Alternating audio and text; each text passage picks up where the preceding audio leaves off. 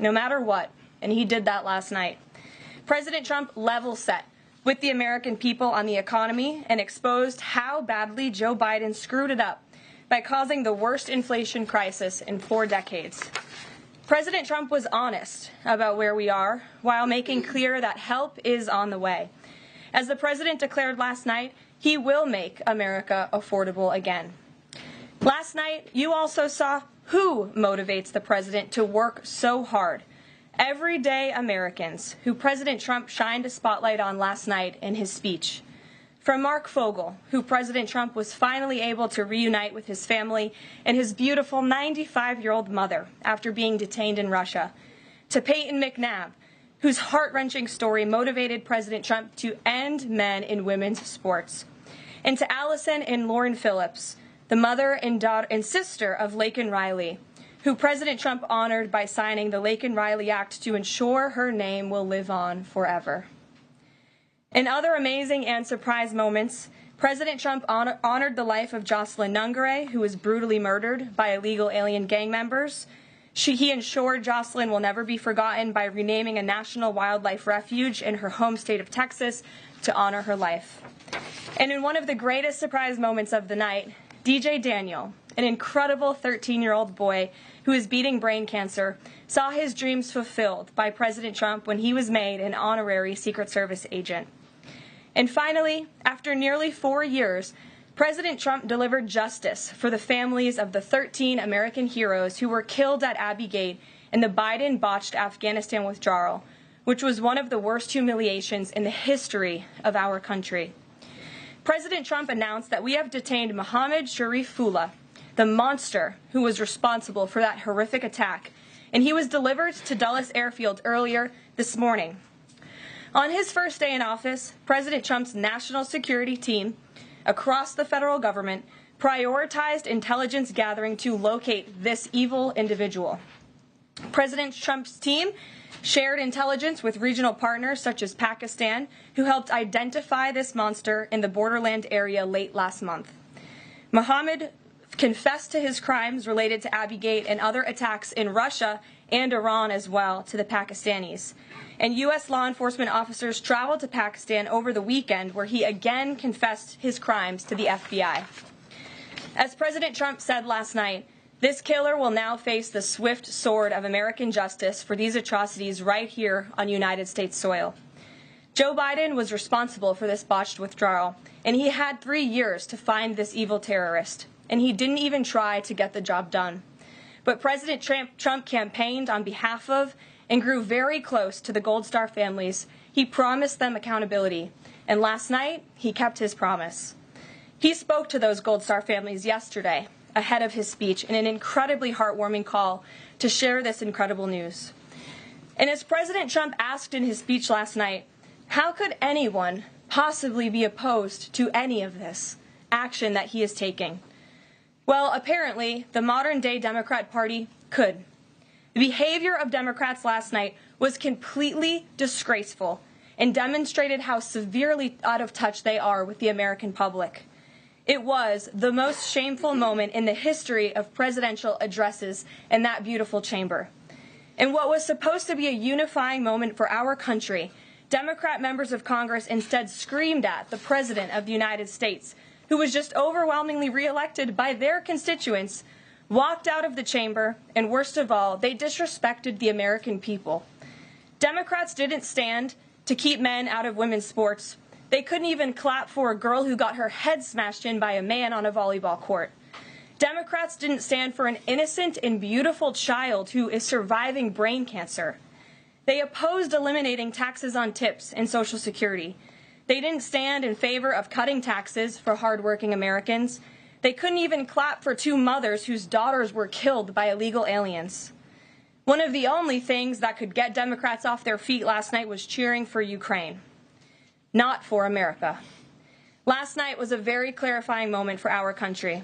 The Democrats exposed themselves as the party of insanity and hate, the party that wants to put America last.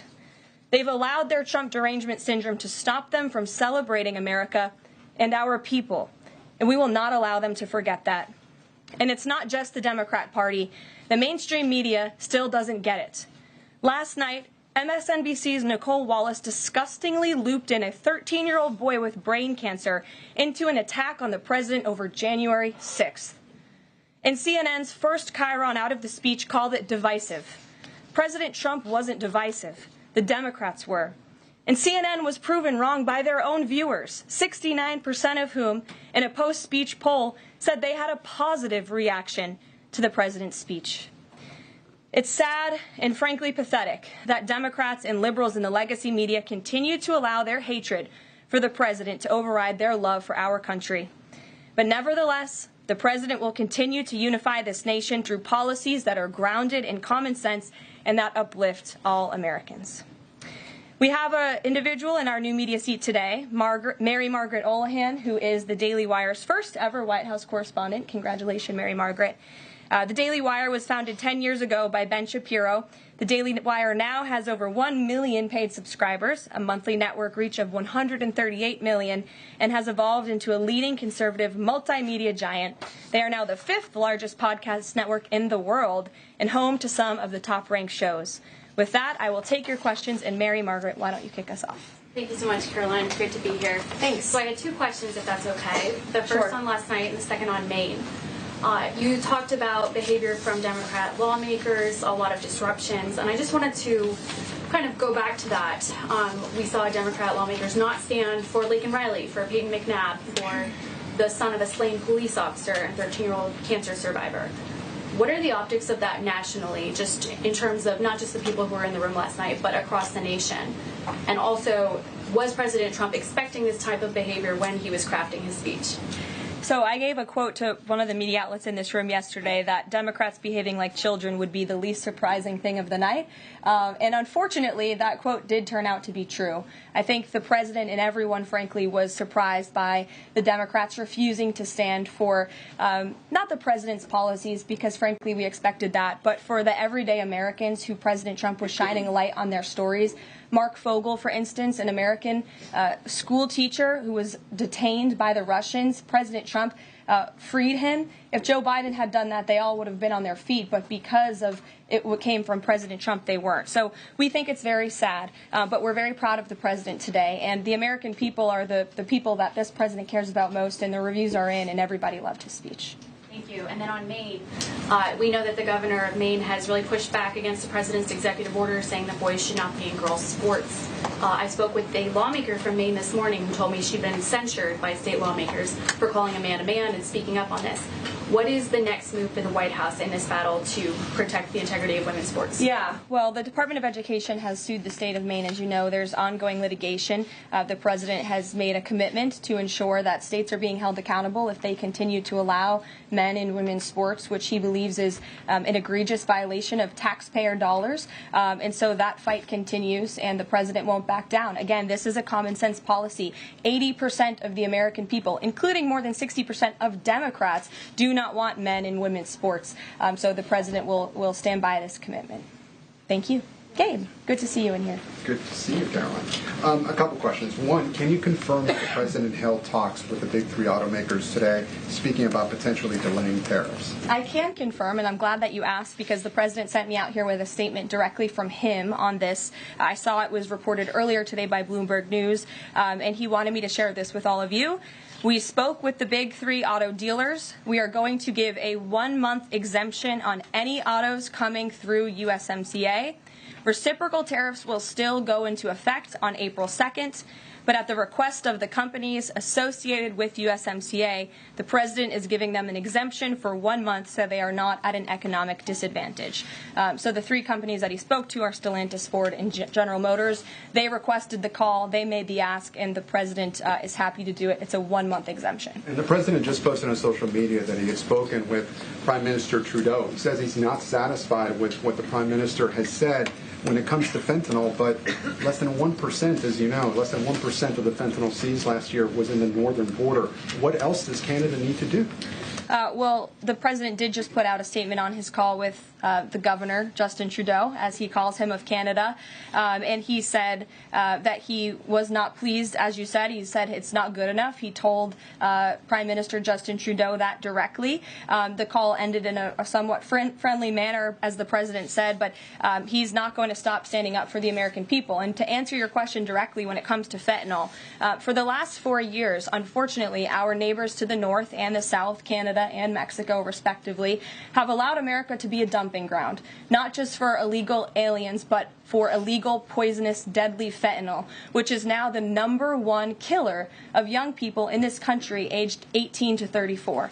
Through the northern border in Canada, in last fiscal year alone, there was enough fentanyl seized to kill 4.8 billion people. And that number is up 2,050% from 2023, the year before. So there's been more than a 2,000% increase in illegal fentanyl seizure at the northern border. Why? Because Canada is allowing that fentanyl to come to the United States. The president sees these numbers. He thinks about the lives that are lost. And everybody in this room, I'm sure, everybody watching at home, everybody across the country knows someone in our lives who has been killed at the hands of this deadly poison. There needs to be repercussions for that. The president feels very strongly about it. Caroline, respectfully, it's just 43 pounds that were found last year. That's less than a carry-on suitcase. Is that a lot of fentanyl compared to, say, Mexico, where the vast majority of the fentanyl is brought in through Mexico, not Canada? So what else does Canada need to do? Well, I just told you, last year alone, there was a 2,000% increase in illegal fentanyl. But it's only 43 You're asking me for what the president's justification is for these tariffs. It's not up to you. You're not the president, Gabe. And frankly, I think it's a little bit disrespectful to the families in this country who have lost loved ones at the hands of this deadly poison. If you talk to them, and this president has, they are grateful that they finally have a president who is standing up to both Canada and Mexico, and most importantly, to China as well. The president added an additional 10% tariff on China because this deadly poison is being produced in that country. It's being distributed through our neighbors, and there needs to be consequences for that, period. Peter. Thank you, Caroline. If the U.S. has a longstanding policy that we do not negotiate with terrorists, then why is the U.S. now negotiating directly and for the first time ever with Hamas? Well, when it comes to the negotiations that you're referring to, first of all, the special envoy who's engaged in those negotiations does have the authority to talk to anyone. Israel was consulted on this matter. And look, dialogue and talking to people around the world to do what's in the best interest of the American people is something that the president has proven is what he believes is good faith effort to do what's right for the American people. Is it just about the hostages, or are they also talking about the president's plan to take over Gaza? These are ongoing talks and discussions. I am not going to detail them here. There are American lives at stake. I would defer you to the Department of State for further details, but I'm not going to get into those talks here at this podium. We know that some officials here were miffed that Zelensky showed up last week without a suit for his meeting in the Oval Office.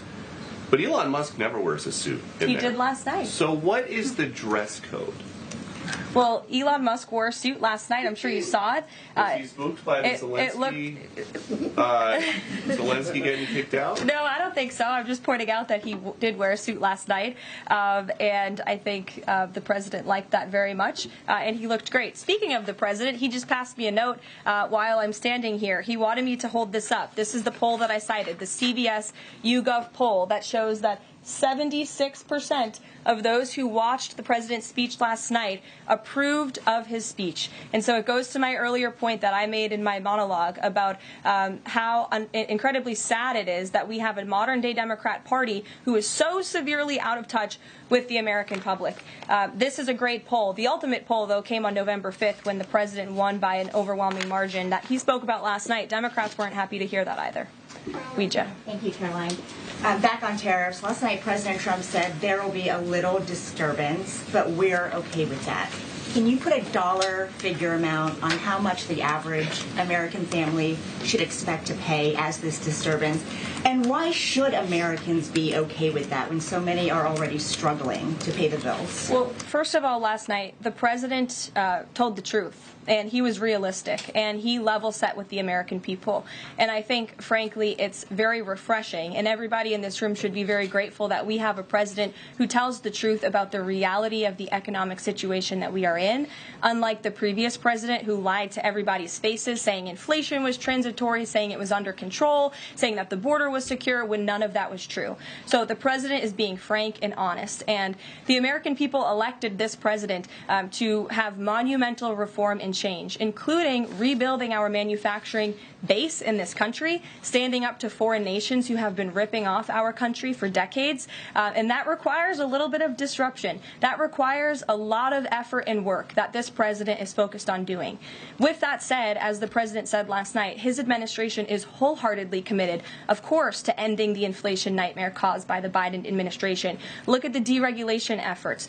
Look at the president's push last night in his speech for Congress to pass tax cuts, to end taxes on Social Security and overtime pay for hardworking Americans, end taxes on tips. We need Congress to get that done because that's going to put more money back into the pockets of the American people. And I didn't even mention energy. Look at the president's approach and focus on unleashing the might of our energy industry. We know that's the #1 driver of inflation. He's been slashing back a lot of the burdensome regulation from the previous administration to unleash our energy industry here at home, which will drive down costs. He said he is committed to making America affordable again. He did it in his first term, and Americans can trust him to do it again. President Trump has made clear, Karoline, that he loves tariffs, but the stock market does not. How does he factor that into his decision-making? Well, the president does love tariffs. He said it's one of his favorite words of the English dictionary, and he believes in tariffs because they'll ultimately make America rich again. They're going to raise revenue. They're going to help us pay down our debt. Most importantly, they're going to bring American jobs here back home. So I think for folks on Wall Street who may be concerned, look at what this president did for you in his first term. Wall Street boomed. Stock market boomed. The president expects that to happen again, but most importantly, Main Street is going to boom, and that's why the president has this whole of government economic approach, which includes tax cuts, tariffs, regulation cuts, and an energy industry that will bring down costs for American consumers. Sure, Monica. Thank you, Karoline. You mentioned not one Democrat senator voted to protect women's sports from males. Not one Democrat congressman or congresswoman stood to applaud or support protecting women's spaces and sports at the president's joint session to Congress last night, as you articulately mentioned in the beginning. So I'm wondering, what message is that sending to not only young women who are competing in these sports across the country, but also to the parents of these young girls? Yeah. I think the message that Americans should take away from last night is that they have a president in the Oval Office who is committed to doing what's right for them, especially women and girls across the country. And I think it's very ironic, thank you for bringing up the point about women, that Democrat women were wearing pink to support our fellow females, yet they couldn't stand, again, for a young woman who was almost killed and severely injured by a man on the volleyball court. They couldn't stand for the mothers of two beautiful young women whose lives were taken tragically at the hands of illegal people. So you can't say you're the party of women and then support men and women's sports and not stand up for basic law and order and immigration reform that will protect women in this country. That's what President Trump is doing. He's the president for women. Lindsay, good to see you. Thank you, Karoline. Good to see you. So, speaking of tariffs, China said yesterday that they're ready for any kind of war with the U.S. Because of these tariffs that have been placed on them. And a Chinese spokesperson also said that the tariffs would not lead to a resolution of U.S. concerns about fentanyl originating in China. Can you speak to how the administration is planning on responding to that? Well, I think Secretary Hegseth has responded to that this morning. He said that America will always be prepared to defend itself, especially under the leadership of this president in the Oval Office. And that certainly remains true. Again, when it comes to tariffs, the president has been very tough on China, not just now with 20% and more with the reciprocal tariffs that will hit on April 2nd. But look at what he did in his first term. There were billions of dollars worth of tariffs that he implemented on China. And it's quite telling that the previous administration did not rescind those tariffs because they realized the value that they had in not only deterring China, but also raising revenue here in the United States. Rachel. Thanks, Karoline. Just a quick follow-up, two quick follow-ups on tariffs. The president mentioned a little disturbance during his remarks yesterday. The CEO of Target says that consumers will likely see prices go up on everything from strawberries to bananas to avocados. How long should Americans expect to pay higher prices? Are we talking a week, a couple of days, a few months? Again, I don't have a crystal ball, but what I can assure the American people is that this president and this administration is doing everything they can. And I would remind you and everybody else in this room that it's because of the previous administration's economic policies that Americans were left with record high inflation. Inflation throughout Joe Biden's entire 48 months in office was at or above 3%. It hit record highs, as you know. And there's a whole list of what the Biden economic disaster this president was left to clean up. It's been a month, but he's working hard every single day to do just that. One quick follow-up on the carve-out. Sorry to cut you off there. The U.S. imported $43 million worth of eggs from Canada. I know you mentioned some of the exemptions when it comes to automakers. Will there be any other carve-outs, including for eggs? We know prices are soaring for Americans. The president is open to hearing about additional exemptions. He always has open dialogue, and he'll always do, what's right, what he believes is right for the American people. But again, as for the egg crisis in this country, the president is wholeheartedly committed to ensuring we're increasing our egg supply, and we're also bringing down cost. And Secretary Rollins has been all over this issue. She comes from an agricultural background and family. That's why she's leading that very important department. She wrote an amazing op-ed in the Wall Street Journal. She's been all over the media talking about her plan. She has a real plan. The president endorses it. And he even, gave her an off-the-prompter shout-out last night to say, Brooke, I'm counting on you. It's an important issue. And this White House is working with Secretary of Agriculture every single day to address this issue. Sure. Jordan. Thanks, Karoline. So what does it say that the Democrats, while they couldn't stand for Americans or stand for victims, they stood for war and clapped for war and clapped for 5 more years of war? Yeah, the president addressed that last night, I think, when he called out Senator Elizabeth Warren and said that, again, as I said in my opening speech, very telling that the Democrats refused to clap for American people and American interests and American priorities, but they did clap for the country of Ukraine, which, by the way, the president's working very hard to end that war. So Democrats should be applauding him for actually doing something about it. I'll follow up on that if I can. You've spoken recently about how what happened in the Oval Office last week gave Americans an inside look into behind-the-scenes discussions with Zelensky. Is this how he treated Joe Biden and just treated him disrespectfully and received billions of dollars? Well, it's a very interesting question. I don't know if anybody in here asked my predecessor who stood at this podium about that, but there was a report from NBC News that President Biden also got increasingly frustrated with President Zelensky when he was handing out blank checks and President Zelensky kept asking for more. Joe Biden was quite frustrated with that. So, again, as I've said repeatedly, Friday revealed the frustrations that this administration has had in closed-door negotiations with the Ukrainians. However, President Zelensky did put out a statement yesterday, which we believe is a positive step forward, and National Security Advisor Mike Waltz has been talking to his Ukrainian counterparts, and so we're in the midst of this, and we'll see what happens next. Caitlin. Thanks, Karoline. I have 2 questions. One on the reprieve that is being granted to these 3 automakers for 1 month on the tariffs on Canada and Mexico. How did the president settle on 1 month? The reciprocal tariffs will go into effect on April 2nd, and he feels strongly about that no matter what, no exemption, so that's where the 1 month comes from. Does he expect them to be able to shift production within a month? He told them that they should get on it, start investing, start moving, shift production here to the United States of America, where they will pay no tariff. That's the ultimate goal. And on the conversations between the White House and the Ukrainians and the letter that President Trump revealed last night that he got from President Zelensky, Director Ratcliffe said today that the president has paused also intelligence sharing with Ukraine. Is that temporary or is that permanent?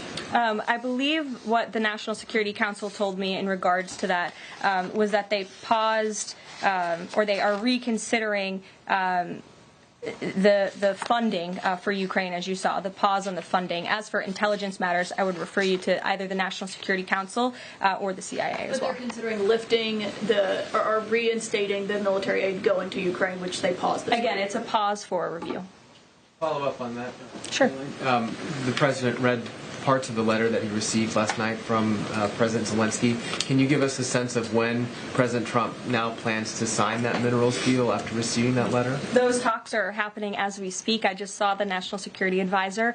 He's working very hard on it. I believe he was going into the Oval Office to give the president an update on where this stands. But again, the president is committed to a peace deal. He wants to see this war end. And I think that President Zelensky's message, which he also shared on X as well, is a positive sign in the right direction. The president also said that the United States was reclaiming the Panama Canal.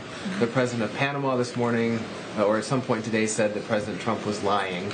Wanted to get your response to that, and also curious if the president had a reason for not specifically mentioning BlackRock last night when he was praising the company that is buying canals or ports around the Panama Canal. Yeah, I'm not sure if Panama has seen what's going on with their own canal, but as you just mentioned, BlackRock is now interested in investing and taking over the two ends of the port, which is very important because the president was very vocal several weeks ago about the need to ensure that China is not controlling the Panama Canal.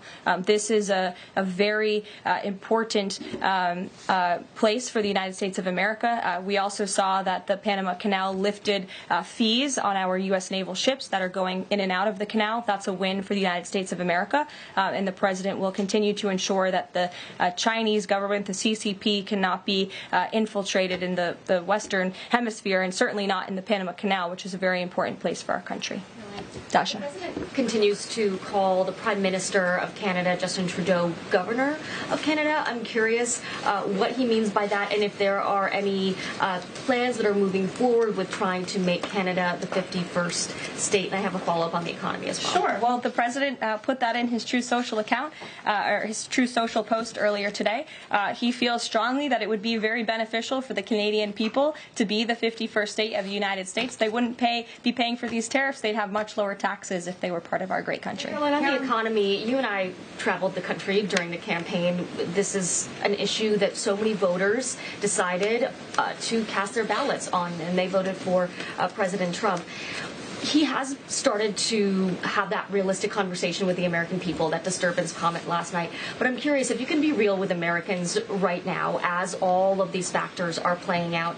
Are things potentially going to get worse before they get better? Look, I've now been asked and answered this same question just given to me in different verbiage of 3 different times, and I will answer it again in an effort of transparency to the American people, because this is an important issue, and the American people, this president understands that it is. And again, that's why in his joint address to Congress last night, he addressed this issue with a realistic and honest approach. He talked about what this administration is doing to unleash American energy and to make America affordable again, and this administration is wholeheartedly committed to doing it. And I would remind the American public that the first-term record of this president speaks volumes. That's why they reelected him, because they know that he can fix our broken economy, and it's very, very broken from the previous administration. Stephen. Thank you, Caroline. I've got 2 questions, one on press access, the other on fentanyl and tariffs. Sure. On press access, your predecessor, Karine Jean-Pierre, who presided over many novel press access restrictions, criticized the recent changes to the press pool made by your office. She said in an interview, quote, what we're looking at is what North Korea is doing. What's your response to that, and can you say anything to allay concerns that unfavorable coverage will be punished in this new press system? I think that's the same individual who said from this podium numerous times that the commander-in-chief was mentally and physically up for the job, which we knew was a lie. Many people in this room knew it was a lie. Many of you were admonished for asking questions about that truth. So when it comes to truth and transparency, this administration, this White House is setting the example. This president is taking far more questions than his predecessor, Joe Biden, did on a daily basis, and that will continue. And on fentanyl and tariffs, fentanyl produced largely in China has killed 334,000 Americans over 5 years. According to CDC data, that's about 1 in every 1,000 Americans. President Trump has cited this for applying new tariffs to Canada, Mexico, and China. But in addition to China's talk about being ready for any kind of war, they said yesterday, the foreign ministry said that, quote, the fentanyl issue is a flimsy excuse to raise U.S. tariffs, and, quote, the U.S., not anyone else, is responsible for the fentanyl crisis. So what's the response to China that the talk of fentanyl is just an excuse for tariffs? And what does that say about the resolution? Well, of course, the country that is getting very rich off of distributing this deadly poison to American citizens is going to say that. Again, the president knows where the American people stand on this issue. Fentanyl overdoses. Dasha brought up all of us campaigning all across the country. They talked about inflation. They also talked about the border, the illegal immigrants that we're pouring through, but also these deadly drugs. And again, the president keeps in mind those families every single day when he is making these tough decisions. But it's a necessary decision, and he's no longer going to allow the United States of America to be a dumping ground for illegal immigrants and for illegal drugs that are killing our nation's people. This is the #1 leading cause of death in our country, and there needs to be action taken to ensure that that cannot continue. Thank you very much, guys. We'll see you later. Thanks, Caroline.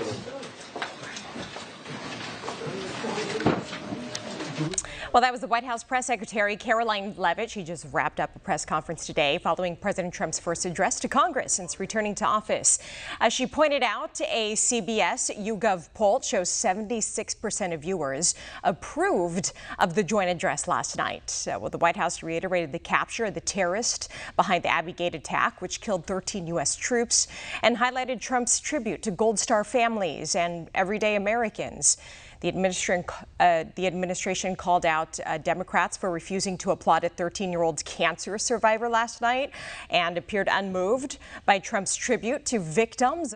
One America News Network, your source for credible, honest, unbiased reporting from around the world, has just launched a live, 24/7, 365 days a year uninterrupted cable feed on YouTube. And it's only $5.99 per month. Now you can watch One America News Network live, anytime, anywhere in the world. Go to our YouTube page and click here to become a member today. One America News Network, your source for credible, honest, unbiased reporting from around the world, has just launched a live, 24/7, 365 days a year uninterrupted cable feed on YouTube. And it's only $5.99 per month. Now you can watch One America News Network live, anytime, anywhere in the world. Go to our YouTube page and click here to become a member today.